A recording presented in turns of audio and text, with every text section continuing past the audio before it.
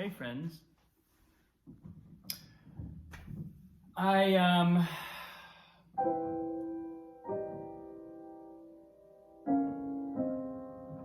had a beautiful conversation this morning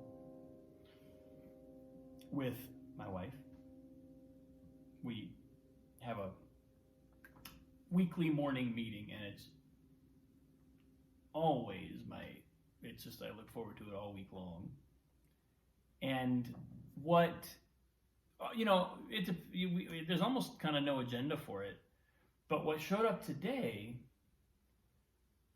was a kind of enthusiasm around an idea that's been percolating for a while, which is to do some music theory workshops, which I have been floating this idea with a handful of students and also getting some external little nudges from the universe via other people who either express an interest in it or have a student who's interested in it, and it seems to be entering my life from both as a kind of internal enthusiasm and as something that I'm getting external invitations to do. And what I found was, as soon as I kind of started talking about it, I was like on a tear. I was just so excited about how to structure it and how to think about it, and so there's a kind of internal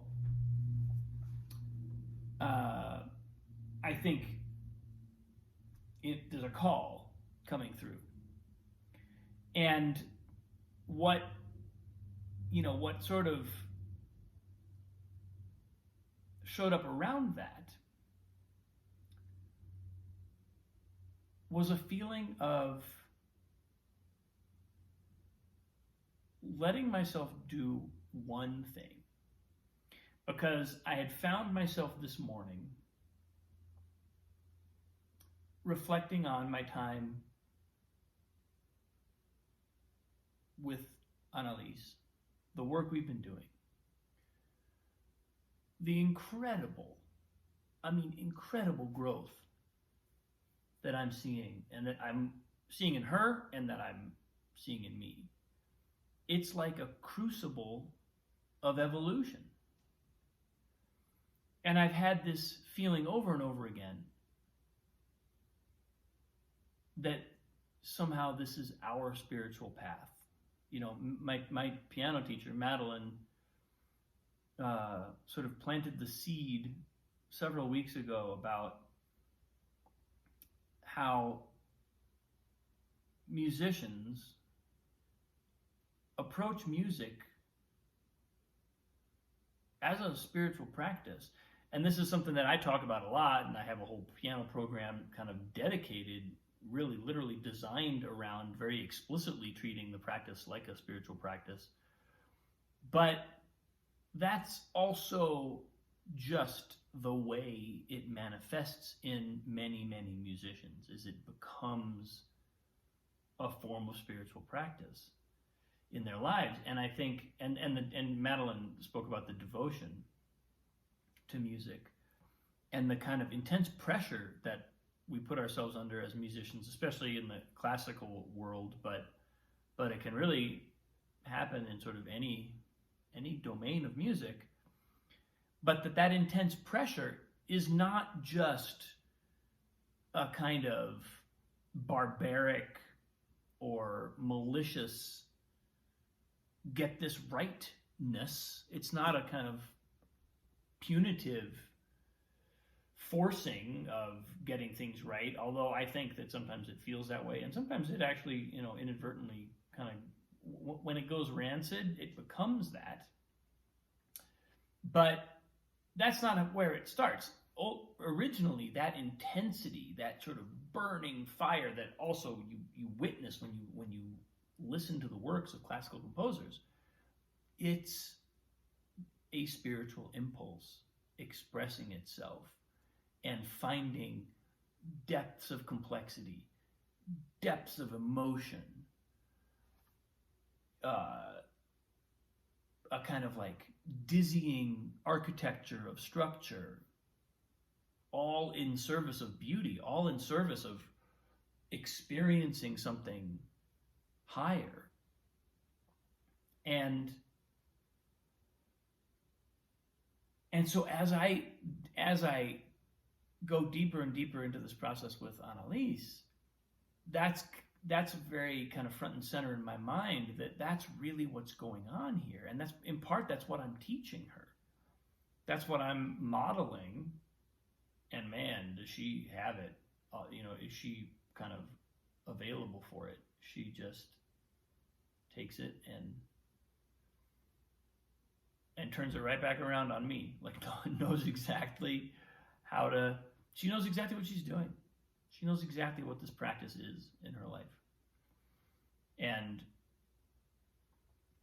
so out of that, just reflecting on that this morning, I had this sense of,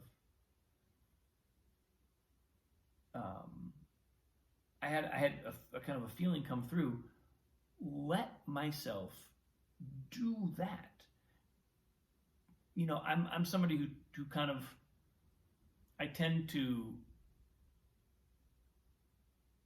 look at what I'm doing, and I tend to have an urgency to do the next thing, or to make sure I'm covering a lot of territories with my practices or with my life energy.